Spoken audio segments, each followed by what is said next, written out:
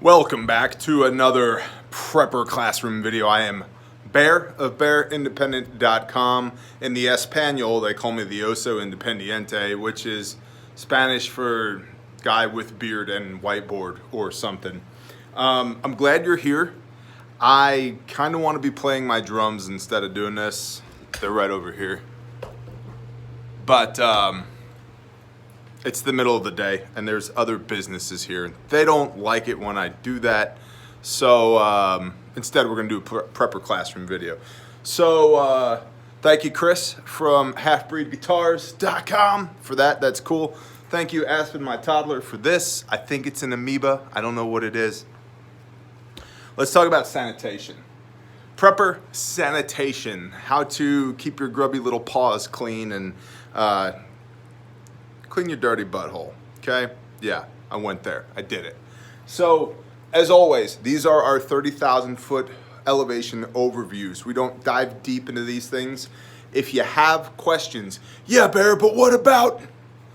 Go to the search bar in YouTube and put in Bear Independent thing. Like I just got an email today that was like, Bear, what are your thoughts on buying land? I went to the search bar and I put in Bear Independent land and got like 20 videos that came up because there's, between Patreon and YouTube, over 1,200 videos. Almost 800 on YouTube, over 400 on Patreon. So chances are, if you have a question, we've probably already addressed it, which is why we're doing these overviews, so we can get the big picture concept for people who are new to preparedness. And then if you have further questions where we need to dive deeper, start with the search bar in YouTube, Bear Independent thing. Hey, can you make cupcakes, Bear? Bear Independent cupcakes, or whatever. All right, so sanitation, which is on our list of things we're working down the list of over here. So we've gone through all this. We're down here at sanitation. We're gonna do mobility, then comfort, and then I actually have a whole nother board worth of questions from y'all already.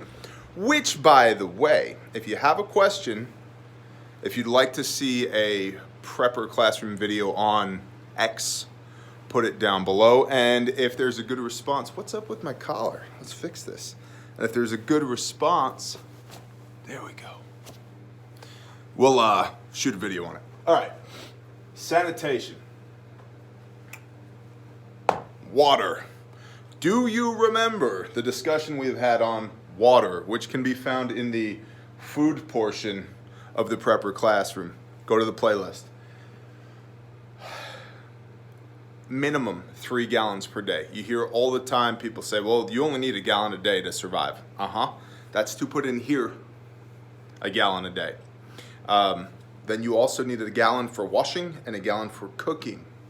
Okay, especially if all your food is dried food or freeze-dried food or whatever. Okay, so water, minimum of 3 gallons per person per day. I'm now trending towards 5 gallons per person per day at a minimum based upon the deployments we've done with our ministry, Grindstone Ministries. We get real world data from doing that, and it's like 3's not enough, 5 is better. So coming back here, sanitation, water, shower versus wash basin. You can get these solar shower things, and in fact, FEMA, when they do have some money after disasters, oftentimes gives people or communities these tent things that a solar shower will hang in. It'll hold, 5 gallons-ish, 3 to 5 gallons, and a hose, and you can get in there and wash yourself off. Those are cool. But you got to have the water to put into them. Wash basin. If you go to Home Depot or Lowe's, you get the black mortar pans. They're like 20 inches by 36 inches. They're $5 or $6, and they're used for hand mixing concrete or mortar for doing masonry work. Get one of those, fill it up with some warm water, and we get a phone call right in the middle of filming. What else is new? We will probably never get one of these done uninterrupted. Wash basin. Get you a mortar pan, fill it up with water, soap your bits, rinse your bits, dry your bits off. This is not middle school health class, so I shouldn't have to tell you which bits to wash, but suffice it to say, if it stinks, clean it, okay? I'm talking to you. Yeah, you. If it stinks, clean it. But all that's gonna take water, okay?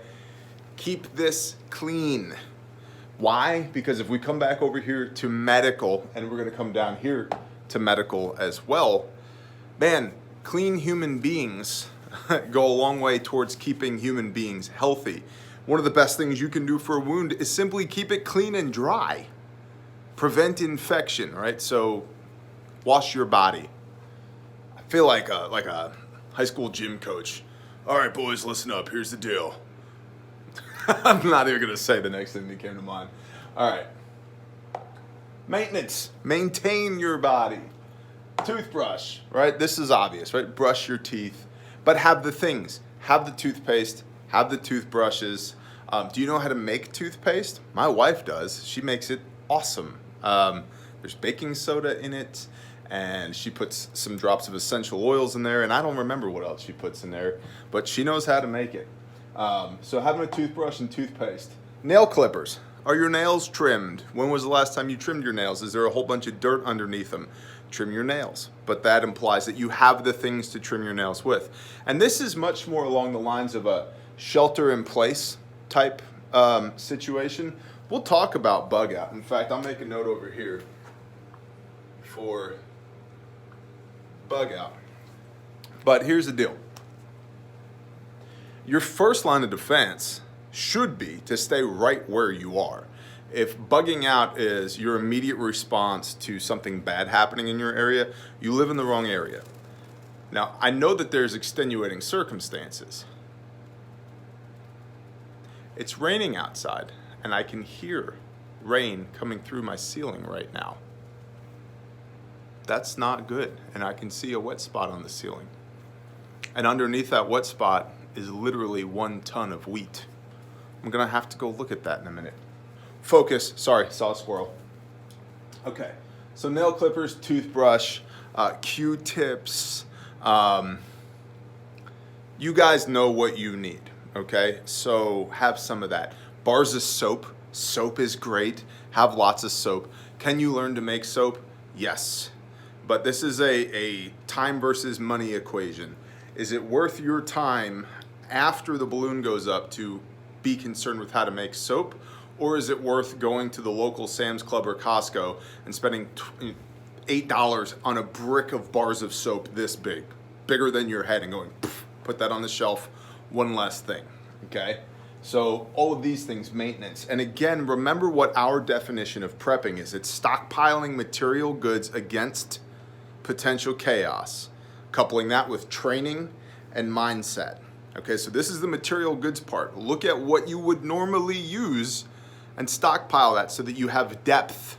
We can stand to go 3 months, 6 months, 42 months without going to the store because we have these things, okay? And the things are not the crux of the issue. Your mindset and your skills that allow you to employ the things properly, that's what's most important.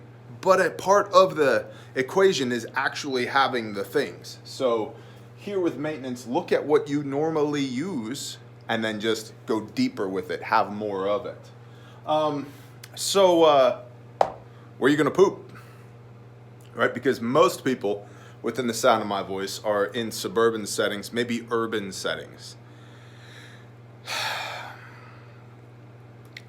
I've talked to the Patriot Plumber about this. It is possible to get a backflow preventer on your sewer line. It's going to be expensive. It's going to be expensive. You should look into it if you have the scratch to do it.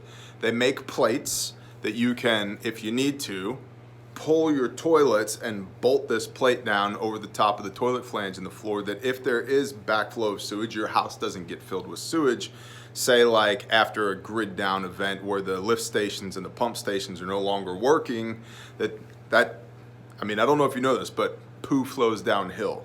So if you're downhill and I'm uphill and I flush my toilet and there's no electricity to make my poo go that way, it's gonna go that way. where your house is, and not good. So those things exist. Look into them. Now, if you can't use your toilet, if there's no water pressure because the electricity isn't running the pumps that create the water pressure by pumping the water up into towers, which it then flows back out of thanks to gravity. Sorry, squirrel. Then where are you gonna poo? So what I recommend doing is have a 5-gallon bucket that's your bathroom bucket, okay? Keep that bucket full of water, or have it ready to be filled with water, that after the event, after something happens in your bathroom, put a water bob, one of those bladders that you can fill up in your tub, put that on the back of the toilet. Oh no, there was an event. And I got this from my buddy Squid, actually. Put that in the tub, fill it full of water, okay? If you got 2 tubs, now you get 200 gallons of water. Fill that bucket up as well, and that's your last flush bucket. When the water stops running, you can flush your toilet with that bucket, okay? Once that bucket's empty, where there's no more flushing anymore, that bucket becomes your composting toilet. So you should have septic safe TP, because it'll decompose faster, and sawdust or compost on hand, and you poo in the bucket, and you sprinkle a little sawdust in the bottom, poo in the bucket, sprinkle more sawdust on top, and you do that until the bucket's, full-ish, and then you take it outside to a designated area where you are going to have a, drum roll please, humanure pile. You are going to make humanure.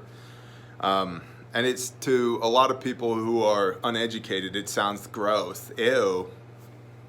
Bro, what do you think they did before running water? Thousands upon thousands of years of civilization getting us to this point. It worked. But that gets back to sanitation. Do you have the water and soap to clean your hands after you poo in the bucket, or you empty the poo bucket? Or are you going to go do that and then go eat food with your grubby paws? That's disgusting. No, wash your hands, bro. The number one thing you can do to maintain your health in an environment like that is wash your hands repeatedly. So think about where you're going to empty your humanure. Do you have the buckets and the stuff on hand, the peat moss, the sawdust, the buckets, the toilet paper, the whatever that you can poo in perpetuity? Let's think about medical situations and sanitation. How are we going to keep our instruments clean? Well, you could use a pot and boil water, boil your instruments. You could sort of make your own autoclave if you needed to. Having bleach on hand, that you can make a bleach solution and bleach surfaces down, like if you had a plastic table that all of your stuff lives on, that when you get done, you can wipe that down. Whatever hard surfaces you have, wipe all that down, wipe your instruments down, so forth, so on. Do you have linens to change, say after you treat a patient? Okay. Cool. Now what do we do with those linens? Do you have the water? Do you have the soap or the bleach that you need to process those linens so that we're not cross-contaminating, we're not creating an infectious situation here? Pool shock. See, bleach has a shelf life. Pool shock does not. It's basically powdered bleach, more or less, allow me that, right? So you could look into pool shock and have a bucket of pool shock on hand and mix up your own bleach as you need it, because you're looking at about 6 months on bleach for full potency, 100% efficacy. After that, it has a half-life and it starts to fade. What about essential oils? My wife, I need a marker holster. Somebody out there, I want a Kydex marker holster to go on my belt, right? And then we can born identity on you with this marker. My wife uses essential oils, and for a good long while, I was like, get out of here with that hippie voodoo bull crap. I don't care. Yeah, oh, they smell nice, whatever. And then one day I was standing at the counter in the kitchen, and my back hurt, because imagine that, my back hurts because from doing the things. And So she comes over, rubs some hippie voodoo bullcrap on my back, and about 10 minutes later, I had forgotten that my back hurts. It's like, what was that? She's like, essential oils. Okay, cool. So my mindset started to shift on these things. Turns out, they did swabs of surfaces in hospitals where they just collected samples, put them in petri dishes, and then they did a control, a bleach, and a thieves oil, and the control was obviously filled with disgusting garbage. The bleach had killed like most of the disgusting garbage. Thieves, nothing grew in it. I was like, that's cool. So we have a bunch of that on hand, and you have to be really careful as far as like the FDA, what terminology you can use. So we'll just say that thieves oil supports the destruction of disgusting bull crap. Because you can't say that it does things. You have to say that it supports things. So that it supports people not dying from infectious disease by killing disgusting bull crap. Okay, FDA, you're welcome. And then alcohol. Can you produce alcohol? We can. Ethanol truck fuel, baby.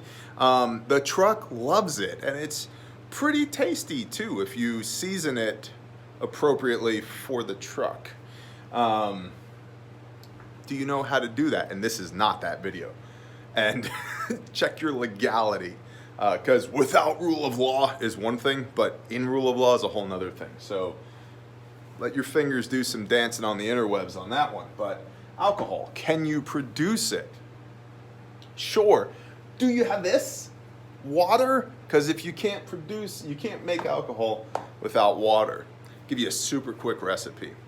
5 gallons of water, 5 pounds of sugar, 5 pounds of cornmeal or corn chips, corn chops, crushed corn, cracked corn. 5 packages of yeast in 105-degree water for 5 days. Then cook it at 180 degrees. Pitch the first 5 ounces because it'll make you go blind. And then what you'll have left over is about 5 quarts of ethanol truck fuel. And if you put it in a jar with blackberries or raspberries for 5 days and then strain it, super good. All right, so alcohol. But you can use that first 5 ounces that you would pitch. That's like super disinfectant. Will kill everything. Pretty sure even like John J. Rambo, it would kill John J. Rambo. It would definitely kill all of the Terminators. It would kill William Wallace. It would kill Garantham. It would kill everybody. Everybody, basically. Kill me, it'll kill you, it'll kill viruses, it'll kill all the things, okay? So that first 5 ounces from that recipe right here, that's your alcohol that you would use for cleaning. So let's go to cleaning. Soap, rags, buckets, etc. Do you have the things? Do you have all the things to actually clean things up with? Like dedicated buckets, mops, sponges, rags. Rags are, I mean, you can do everything you want to do with a rag. A mop is basically a rag on a stick, right? I mean, let's get basic here, a rag on a stick. But do you have those things? And then again, you know we're going here. Water. Do you have the water to do those things? Feminine hygiene. Y'all ladies know what you need. So my deal in my house is, I know, and you know, that y'all are gonna need these things. I don't care if you're a Supermax Pearl girl, I don't know. Don't care. Not interested. Stock appropriately. If you use X number of devices per month, cool. Multiply that times 12, and that's how many we need for a year. And then after that, I don't want to hear your complaining if we're literally back on the rag. So here's budget. Dad's not interested in being part of this particular part of preparedness. Stock 5 years. Stock 25 years. I don't care. Y'all get it. Y'all put it in blue totes. I don't care. And it's not that I'm like particularly offended by the concept. I don't know. I've never had the flow of blood from that particular region. Don't know. So I outsource that to the females in my life, and I say, y'all just get what you need. So I'm going to tell you all the same thing. Get what you need. You know what you need way better than some man standing up here telling you what you're going to need. Y'all figure it out. Okay. Now, lastly, let's come to bug out. Remember that the reason we're bugging out is to get from where we are to where we need to be. This is not a leisurely walk through the forest. This is not a sightseeing trip. We're not going to hunt, fish, scavenge, forage, and trap our way to success in SHTF, bro. Right? We're getting from here to here because it's bad here and less bad here. Whoosh, bugging out. So, to the extent that sanitation applies to a bug out, let's say that your bug out is 3 days on foot. You should have the ability to produce water, process water, filter, treat water, enough that you can drink, provide yourself with a quick wash up. So I carry, like for me, I have a bar of soap and I have a small hand towel, right? And I can do what I gotta do with that. I also carry baby wipes because it's pretty damn refreshing to just clean yourself up with a baby wipe. At least your exposed skin and your nether regions, yes, I said nether regions, you're welcome. So I carry baby wipes. The rest of this, man, I do actually have nail clippers in my rucksack because I have a toothbrush in my rucksack. I carry toilet paper because the medical stuff I have in my big kit. I have a small bottle, 4 ounces of rubbing alcohol. But I'm bugging out, man. I'm going from here to here, right? So I'm not like, hey, let's cleanse the forest floor, and so we can kill all the, the little viruses and bugs that are on the. No, get from here to here. Okay. Cleaning, again, I'm cleaning me because we're getting from where we are to where we need to be. Feminine hygiene, not an issue for me. Those of us in my family that it is an issue for, they carry what they need to carry. But I carry, enough to clean my body in a field expedient manner while I'm in the field. I carry, like I said, soap, washcloth, toothbrush, toothpaste, nail clippers, that stuff. I carry that. That's pretty much it, because I'm not trying to forge a new existence in the wilderness. I'm trying to get from where I am to a predetermined position on the map that I've already pre-stocked with things I'm going to need when I get there. That's bugging out. And not to go too deep on this, but if your idea of bugging out is running from where you are to somewhere and you don't know where that is and there's nothing waiting for you on the other side, you're not bugging out. That's not bugging out. That is exiting the AO. You're retreating into the unknown, which is going to create for you less than ideal situations that unfortunately could require you to become a statistic, a victim of circumstance, which we're not into. So as far as all of this relates to bugging out, the ability to process water is key. For all of this, water is key.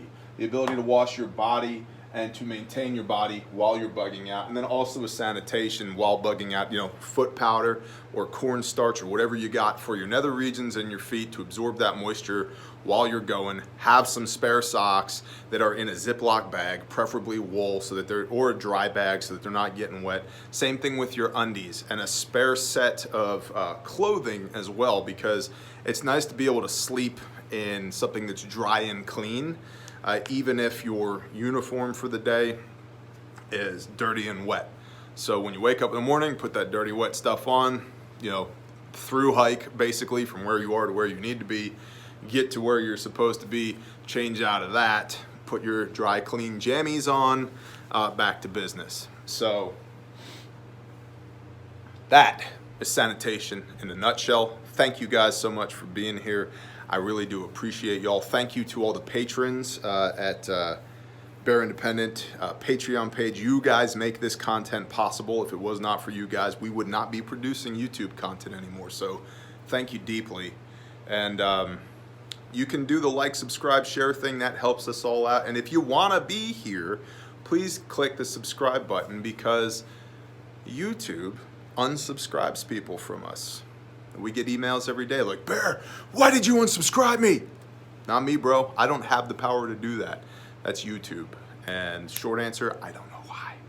But anyway, thank you all for being here. Shalom and blessings. Bear out.